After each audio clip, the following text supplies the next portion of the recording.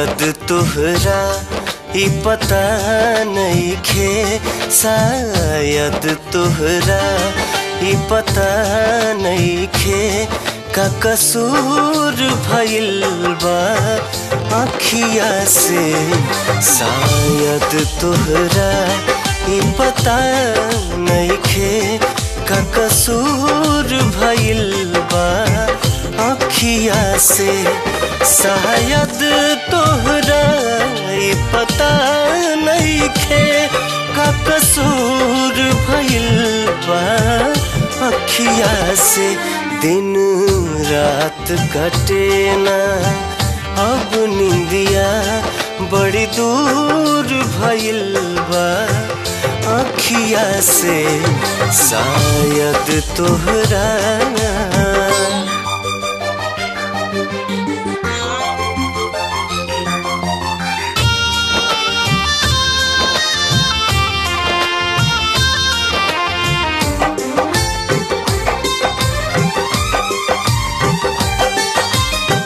चंचल तन मन प्रीत छने छन मारे ना तजियावे।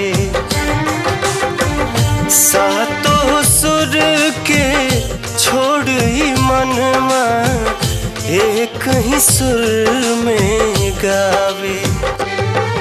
बेचैन रहे या बुता दिलवा मजबूर भइल बा अखिया से।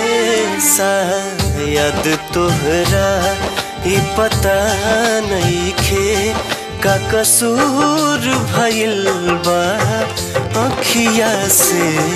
शायद तोहरा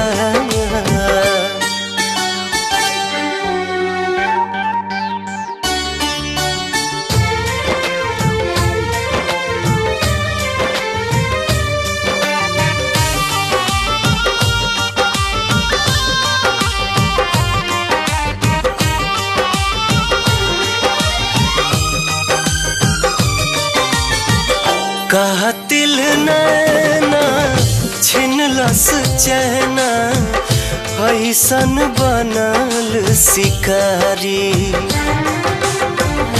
बहुते सतावे समझ न आवे ई प्यार हाँ की बीमारी।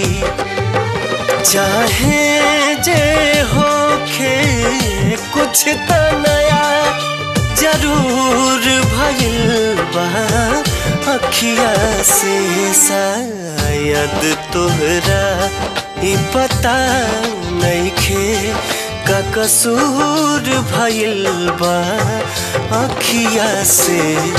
शायद तोहरा